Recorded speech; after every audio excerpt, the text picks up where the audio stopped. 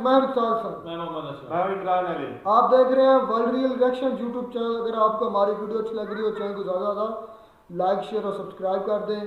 तो चलते हैं आज की वीडियो को जाना। दुनिया में आज के समय सबसे सस्टेनेबल और सबसे सर्वाइवेबल अगर कोई गवर्नमेंट है तो लोकतंत्र है। लोकतंत्र को सर्वाइव बहुत इजी हो सकता है। 5 साल में आपके पास पूरा ऑप्शन है, आप इसे चेंज कर सकते हो। लेकिन नया लोकतंत्र बनना बड़ा मुश्किल होता है कि नई लोकतांत्रिक व्यवस्थाएं बड़ी तेजी से टूटती है। 2011 में बना सूडान लोकतंत्र को संभाल नहीं पाया, क्यों?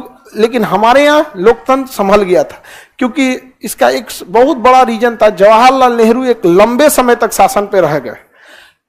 लोकतंत्र के शुरुआती दौर में यदि बहुत जल्दी जल्दी सरकार बदलेगी ना तो देश बड़ी दिक्कत में आ जाएगा। जिन्ना जाते मर गया, वहां जिन्ना जाते पाकिस्तान में मर गया। जिन्ना के बाद वहां कोई था ही नहीं। क्या हाल हो गया आज पाकिस्तान का?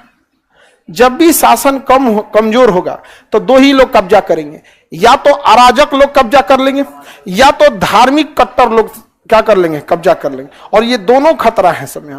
पाकिस्तान में अराजक ने भी कब्जा कर लिया और धार्मिक कट्टर वालों ने भी कब्जा कर लिया। वहां धार्मिक एक अलग विचारधारा है, सही गलत से मतलब नहीं है, धर्म के खिलाफ आप नहीं जा सकते। आगे बढ़ जाए तो हमारे यहाँ कौन सा चीज है? लोकतंत्र। हम लोग किसमें शासन कर रहे हैं? लोकतंत्र। हमारे पास ऑप्शन है 5 साल में हम अपनी सरकार को बदल सकते हैं। यही रीजन है कि सरकार भी बहुत सारे योजनाएं लाती हैं जनता के लिए, जिसमें जनता को डायरेक्ट भी फायदा होता है, इनडायरेक्ट भी फायदा होता है। ठीक है। अब लोकतंत्र में एक समस्या ये है कि लोकतंत्र की सारी शक्तियां जनता के पास होनी चाहिए। तो और नियम कानून बनाए कौन? जनता। लेकिन बताइए, भारत में 140 करोड़ जनता है, तो 140 करोड़ को शक्ति दीजिएगा ना तो भारत में ज्ञान देने वाले बड़ी मिलेंगे सब आपको। समझ में आ गया? आप बस कहिएगा ना, एगो कह रहा था दिल्ली राजधानी ठीक नहीं है, कलकत्ता ही ठीक था। ऐसा कर रहा है सोया। तो उससे पूछे कलकत्ता में अगर राजधानी अभी भी शिफ्ट कर दिया जाए तो 10 ऐसी चीज बताइए जो आपको बेनिफिट मिलेगा। तो लगा कहानी सुना, हम कहते कि हम गिनती बोले हैं 10, आप स्टार्ट कीजिए ना क्या क्या प्रॉफिट मिलने वाला है। नहीं, बहुत प्रॉफिट है वहां। पहले से हम कहानी मत सुनाइए, हम 10 गिनती गिना रहे हैं आपके लिए, हम डिस्काउंट दिए 5 को गिनवाइए। बकैती करने वाले हमारे यहाँ बहुत मिलेंगे सब आपको, लेकिन अगर उनको डाटा वाइज पूछ दीजिएगा ना तो नहीं बता पाएंगे। और यही बकैती वाले आगे जाके वार्ड मेंबर बनते हैं, फिर मुखिया बनते हैं, फिर विधायक बन जाते हैं, फिर बनते हैं। समझ में आ गया कि नहीं? यही बकैती वाले हैं सब यहाँ पे। तो हमारे यहाँ लोकतंत्र का तो असली मतलब होता है कि शासन जनता को दीजिए, तो वो होता है प्रत्यक्ष लोकतंत्र। क्या होता है? Direct democracy. डायरेक्ट डेमोक्रेसी यही सही लोकतंत्र का तरीका है। ये स्विट्जरलैंड में है। कहाँ है? स्विट्जरलैंड। वहां सक्सेस भी है। रीजन क्या है? वहां की जनसंख्या कम है और वहां के सब लोग पढ़े लिखे हैं। स्विट्जरलैंड की जनसंख्या कम है और सब के सब क्या हैं? पढ़े लिखे हैं। हमारे यहाँ जनसंख्या इतनी ज्यादा है और बिना मतलब वाले बहुत ज्यादा हैं। कल आप देखे थे फ्रांस से आए थे लोग, वो नीचे बैठ गए थे। समझा क्या? और हमारे यहाँ नीचे बैठने को अजीब टाइप कर लेंगे लोग। यहाँ पर इंटरनेट अपने मन से बैठ गया। बता, कोई आदमी बोलते रहेगा कुछ, कोई ठीक नहीं। वो लोग मतलब ना बहुत पढ़े लिखे लोग जो है ना, उनका अहंकार तो बहुत कम रहता है उन लोग में। नहीं इतना, मतलब वो लोग पोलाइट रहते हैं। स्विट्जरलैंड वगैरह में जाएंगे, जनसंख्या इतनी कम है, पढ़े लिखे लोग इतने ज्यादा हैं। उसके बाद स्विट्जरलैंड में विदेश से लोग घूमने बहुत ज्यादा जाते हैं।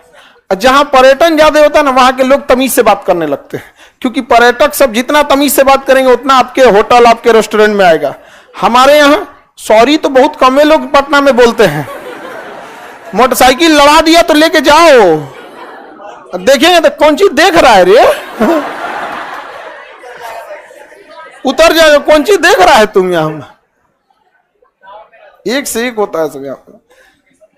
ये क्या है? एजुकेशन लेवल यहाँ पे वो दिखाता है कि हम बाहरी लोग अगर यहाँ आएंगे वो क्या बिहेव करेंगे यहाँ पर। लेकिन अगर वहीं अगर जहाँ पे दिल्ली में आप देखिएगा तो इतने लोग बाहर से आए रहते हैं लोग, वहां कोई बात नहीं, सॉरी भाई सॉरी, कोई दिक्कत नहीं। यहाँ पे पोलाइटली ज्यादा रहता है। तो स्विट्जरलैंड में ये पॉसिबल है डायरेक्ट लोकतंत्र। वहां नियम कौन बनाता है? जनता। और डायरेक्ट कानून बनाने में भाग कौन लेती है? जनता। हमारे यहाँ पॉसिबल है? 140 करोड़ लोग से कहिए जीएसटी कैसा होना चाहिए, तो कोनो कहेगा कि कौन सी वो लोग नया तेल के कंपनी है का भाई। 140 करोड़ में 120 करोड़ लोग जीएसटी से मतलब उनको ज्यादा हो गया भाई, जीएसटी यहाँ पे कोई मतलब नहीं रहता है। यहाँ पे क्या है जीएसटी, कौन सी कानून बनाएंगे लोग जीएसटी पे, समझ कि नहीं गया।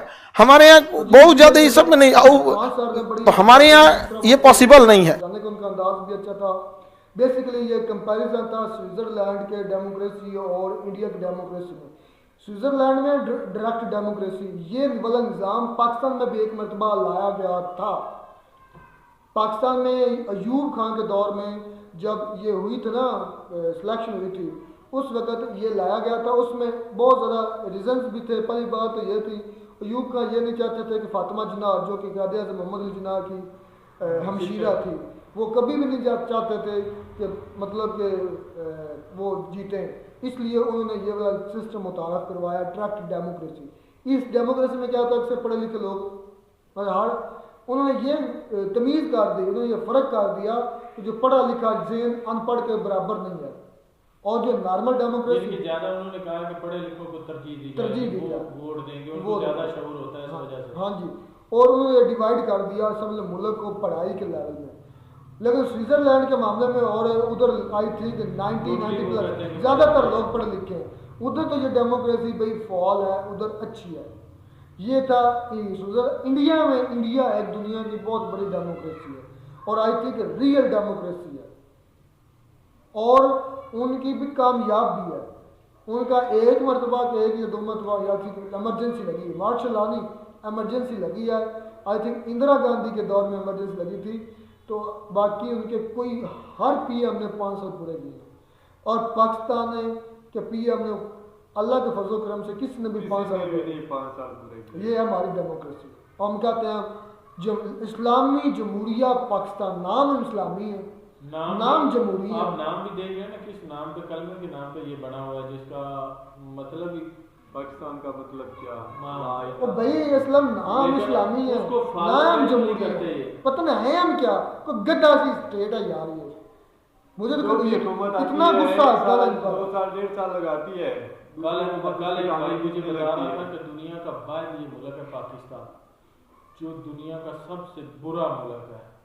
हमारे दोस्त का जो कह रहा था कि, और मैंने तो इस पे और ज़्यादा भी लिया, बाद सोचा भी तो मुझे लगा कि वाकई यार एक ऐसा मुल्क है जिसका कोई ना आता ना पता, पर लगे हुए कभी किसी तरफ कभी किसी यार चल रही है मुल्क में। आप जब तक आपके मुल्क में ना पॉलिटिकल स्टेबिलिटी नहीं ना होगी, आप तरक्की नहीं कर हो ही नहीं सकते। मेन होता है मैनेजमेंट है, आपकी मैनेजमेंट होनी चाहिए। आपको आपका एक एम होना चाहिए कि हमने मुल्क को इस तरफ लेके जाना है।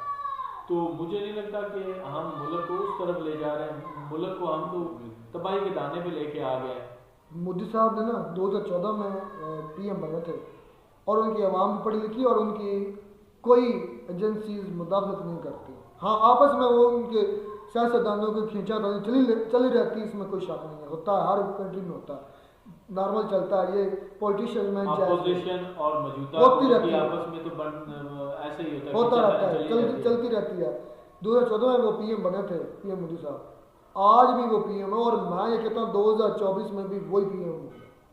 अगर होंगे, उन्होंने काम भी बहुत किए हैं जितनी, और उन्होंने जितनी छवि, जितना इमेज अपना अच्छा कर दिया ना अपनी ब्रूनी ममालिक थोड़ा सा उनको देख लें। तो यार बोलते हैं, काम बोलता है, काम दिखता है, नजर आता है दुनिया को वो अपनी इंडिया को कहाँ से कहाँ लेकर गए। आज पूरी कंट्री, पूरा दुनिया देखो, कौन सा ऐसा कंट्री जो उनके साथ सिवाय पाकिस्तान और चाइना के उनके साथ बहुत अच्छी नहीं।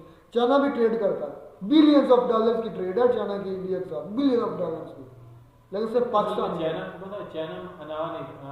उसमें अना नहीं है, वो बिजनेस को बिजनेस और लड़ाई को लड़ाई समझता है, लड़ाई भी करता है और बिजनेस भी साथ कर रहा है। लेकिन हमारे जो है ना वो अना अपना नुकसान कर लेते हैं, लेकिन अना वहीं पर खड़ी रहती है उनकी। इंडिया एक बहुत बड़ी डेमोक्रेसी स्टेट है, इसकी हिस्ट्री जाके पढ़ें।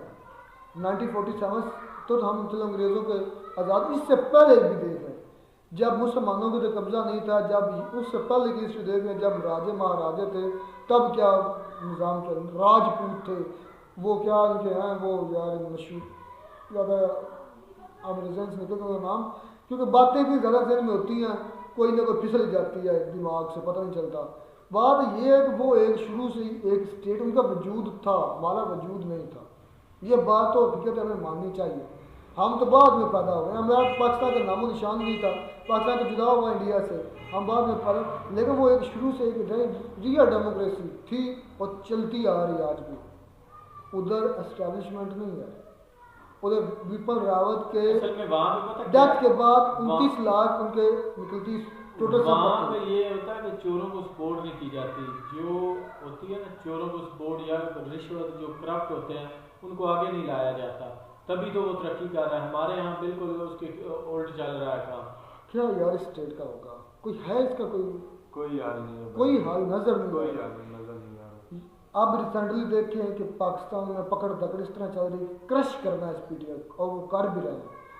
हर जिस तरह ये अकेला बंदा, एक एक अकेला। अकेला बंदा उसको सारे लगे हुए हैं लेट डाउन करने के लिए। यार इस्लाम भाई इधर उनकी उसकी सच्चाई की तो तारीफ करनी पड़ेगी खान की।